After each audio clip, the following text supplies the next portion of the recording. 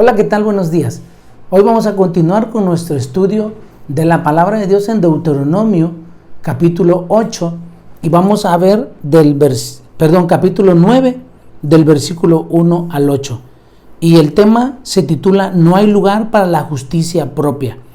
Y estamos viendo cómo Dios sacó al pueblo de Israel de Egipto y lo iba a llevar a la tierra prometida, una tierra que fluía leche y miel y una tierra bendita, pero había que hacer algunas cosas para el pueblo de Israel. Y Dios siempre le decía, no te olvides, acuérdate de poner por obra mis mandamientos. Y entonces, ahorita vamos a ver lo que Dios dice en este capítulo. Oye Israel, tú vas hoy a pasar el Jordán para entrar a desposeer a naciones más numerosas y más poderosas que tú, ciudades grandes y amuralladas hasta el cielo, un pueblo grande y alto, hijos de los anaseos, de los cuales tienes tu conocimiento y has oído decir, ¿quién se sostendrá delante de los hijos de Anac? Entiende pues hoy que es Jehová tu Dios el que pasa delante de ti como fuego consumidor, que los destruirá y humillará delante de ti, y tú los echarás y los destruirás enseguida, como Jehová te ha dicho.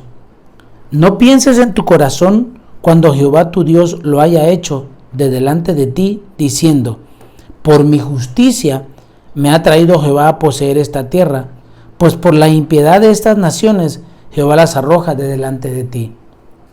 No por tu justicia, ni por la rectitud de tu corazón entrarás a poseer la tierra de ellos, sino por la impiedad de estas naciones Jehová tu Dios las arroja de delante de ti, y para confirmar la palabra que Jehová juró a tus padres, Abraham, Isaac y Jacob. Por tanto, sabe que no es por tu justicia que Jehová tu Dios te da esta buena tierra para tomarla, porque pueblo duro y terco eres tú. Acuérdate, no olvides que has provocado la ira de Jehová tu Dios en el desierto.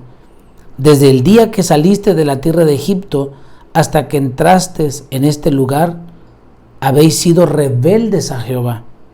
En Horeb provocaste a ira a Jehová, y se enojó Jehová contra vosotros para destruirlos. Mire qué tremendo. Es Jehová el que pasa delante de Israel para consumir a los anaseos y a las demás naciones de los cananeos. El pueblo escogido de Dios va a cruzar el Jordán para tomar posesión de sus reinos, pero no es por la justicia de Israel, sino por la impiedad de esas naciones. ¿Qué significa esto? Que esas naciones hacían cosas abominables, eran malos delante de Dios, y Dios los iba a destruir, y por consecuencia Dios iba a darle esa tierra al pueblo de Israel. Por eso el versículo 1 dice, oye Israel, tú hoy vas a pasar el Jordán para entrar a despojar a estas naciones más numerosas y más poderosas que tú, ciudades grandes y amuralladas hasta el cielo. La primera ciudad, la segunda ciudad que ellos tomaron fue la ciudad de Jericó, y realmente Jericó era una ciudad amurallada. Fue la primera ciudad. Tenía unos muros tremendos, grandísimos, y sin embargo Dios derribó esos muros por amor al pueblo de Israel. Y dice que los habitantes de esta tierra eran gigantes, eran hombres muy altos, tanto que cuando Moisés mandó a los 12 espías para que fueran a explorar la tierra prometida, 10 de ellos se desanimaron y dijeron, no, nosotros somos como langostas para ellos, nos van a destruir, mejor no vayamos, y se pusieron a llorar. Y solo Josué y Caleb dijeron, no, vamos, Dios nos ha dado esa tierra, Él ha dicho que Él va a pelear por nosotros. Y a esto se refería cuando Dios le dice, es un pueblo grande y alto, hijos de anaseos, de los cuales tú tienes conocimiento, y has oído decir, ¿quién se sostendrá delante de los hijos de Anac? Y Dios les dice, entiende pues hoy que soy yo, dice Dios, el que va delante de ti como fuego consumidor. Mire cómo es Dios. La Biblia dice que Dios es fuego consumidor. Él es todopoderoso, Él pelea las batallas por su pueblo. Y entonces Él le dice: yo los voy a destruir y los voy a humillar delante de ti, y tú solo los vas a echar como yo te he dicho. Pero no pienses en tu corazón, cuando yo haya hecho esto, dice Dios, que los he echado de delante de ti, y digas: por mi justicia me ha traído Dios a poseer esta tierra, y sin embargo es por la impiedad de estas naciones. Mire, muchas veces nos creemos muy buenos y creemos que Dios hace las cosas porque nosotros no las merecemos. Pero realmente la palabra de Dios dice que nuestras obras son como trapos de inmundicia delante de Dios en Isaías. No, Dios no va a hacer las cosas porque nosotros seamos muy buenos, las hace por amor a su nombre. Y además estas naciones Dios las iba a castigar. Dios estaba tratando con estas naciones, utilizando solo al pueblo de Israel como el instrumento para sacarlos y para que ellos habitaran esa tierra. Pero Dios dice: ten cuidado, no vayas a decir que por tu justicia, porque te crees muy bueno, porque te sientes muy bueno. Y mire, muchas veces nosotros nos llegamos a sentir así. Creemos que somos más santos que otros, creemos que somos mejores que otros, y hasta nos presentamos delante de Dios muy justos, cuando realmente somos pecadores, pero pecadores limpiados por la sangre de Cristo, perdonados por la sangre de Cristo. Es siempre Dios haciendo algo en nosotros. Por nosotros mismos no podemos presentarnos delante de Dios, seríamos destruidos. Y esto es lo que Dios le está diciendo a Israel: nunca pienses en tu corazón que es porque tú eres muy bueno. No es por tu justicia ni por la rectitud de tu corazón que vas a entrar a poseer esta tierra, sino por la maldad de estas naciones, dice Dios. Yo las voy a arrojar. No te olvides, le dice Dios, que ustedes me provocaron en el desierto a ira. Y sí, durante los 40 años que estuvieron en el desierto, Dios tuvo que tratar con ellos porque eran rebeldes, eran obstinados, necios. Y entonces Dios tenía que tratar con el pueblo de Israel en el desierto. La meditación es la siguiente: la conquista de Canaán. Si sabemos y reconocemos que los méritos son del poder de Dios, no nos envaneceremos en nuestra propia justicia. Si Israel, un pueblo insignificante, logró vencer a los gigantes, no es porque sea más justo, sino solo por la santidad de Dios y su fidelidad al pacto. La maldad de los pueblos cananeos llegó a su colmo. Está en Génesis 15, verso 16. Y Dios se acordó del pacto que estableció con Abraham. Génesis 12, versículos 1 al 3. Por lo tanto, cuando Israel haya vencido a estos pueblos más poderosos que él y haya conquistado la tierra de Canaán, de ninguna manera debe pensar que fue por sus propios méritos y justicia. Nuestra justicia es como trapo de inmundicia. Isaías 64, verso 6. La clave del éxito está en depender de la justicia y del poder de Dios con humildad. ¿Cuáles son las preguntas a meditar? ¿Cómo logra vencer Israel a los anaseos, pueblo grande y alto en Canaán? La respuesta es por la santidad de Dios y su fidelidad al pacto con Abraham.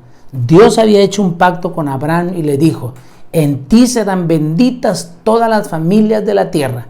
Y Dios, cuando dice algo, lo cumple. Dios hizo un pacto y Él cumple su pacto. ¿Qué concepto tendrá Dios de mi justicia y honestidad? Pues la palabra es clara: son como trapos de inmundicia. Pueblo duro y obstinado. Una de las características del pueblo de Israel es que es un pueblo necio, duro. Después del éxodo egipcio, Israel se quejó a oídos de Dios, incluso antes de cruzar el Mar Rojo. Éxodo 14, del 11 al 12. Hizo un becerro de oro para inclinarse ante él. Éxodo 32, del 1 al 6. Y se rebeló tratando de volver al lugar donde fue sometido a esclavitud, olvidándose de la gracia de la redención. Eso está en Números 14, del 1 al 4. Ellos ya fuera de Egipto quisieron volver otra vez para estar en esclavitud. Pese a ello, Dios les da a la segunda generación del Éxodo la oportunidad de heredar Canaán, no porque se lo merezcan, sino porque Él es fiel al pacto y misericordioso para con su pueblo.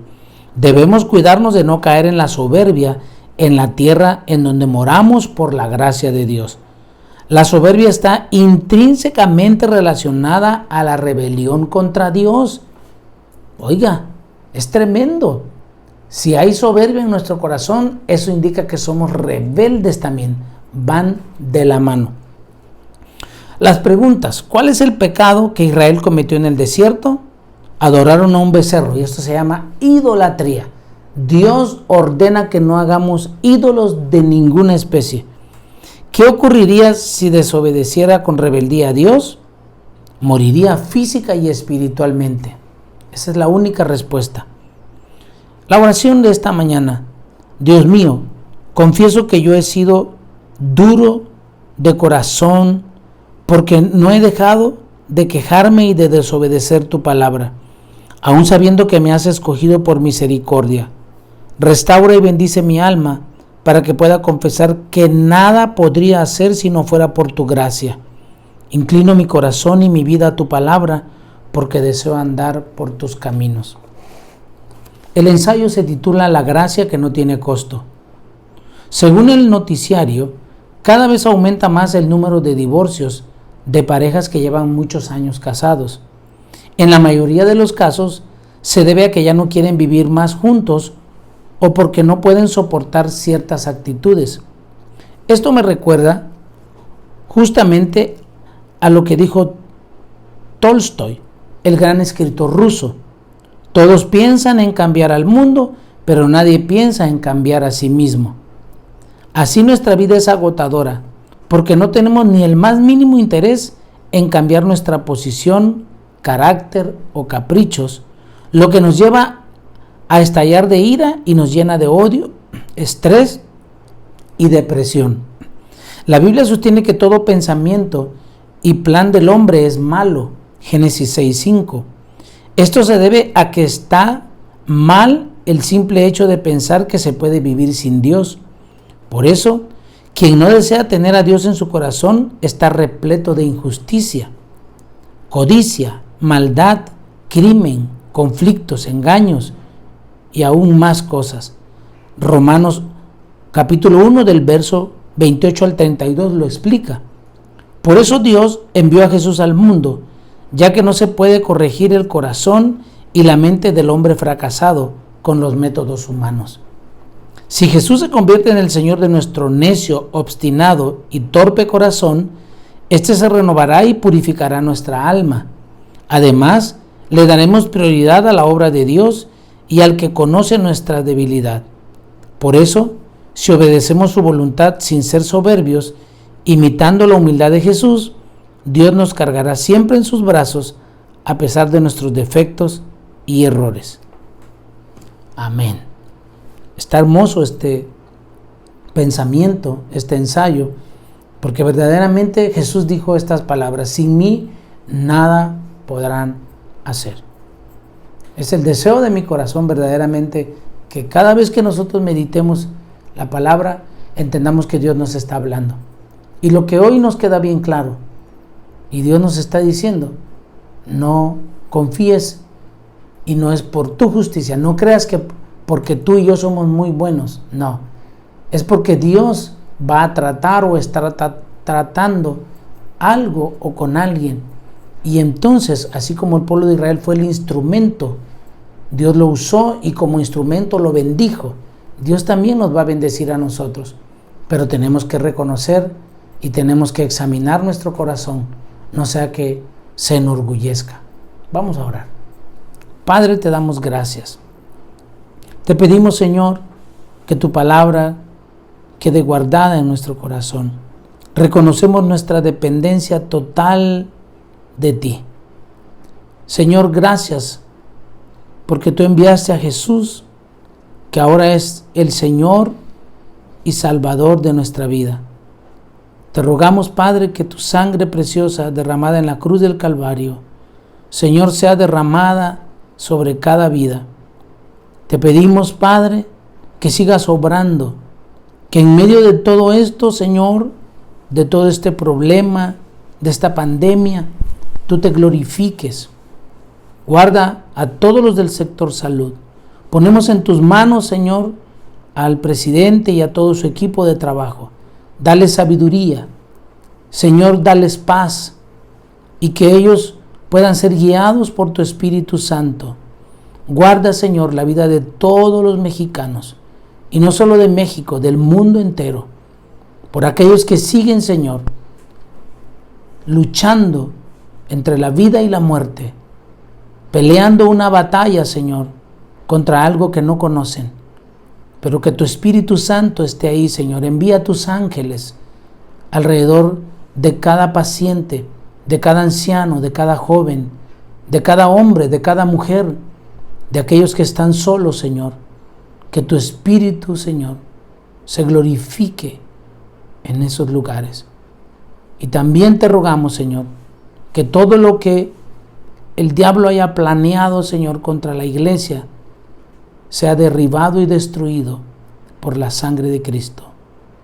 Amén y amén. Dios les bendiga.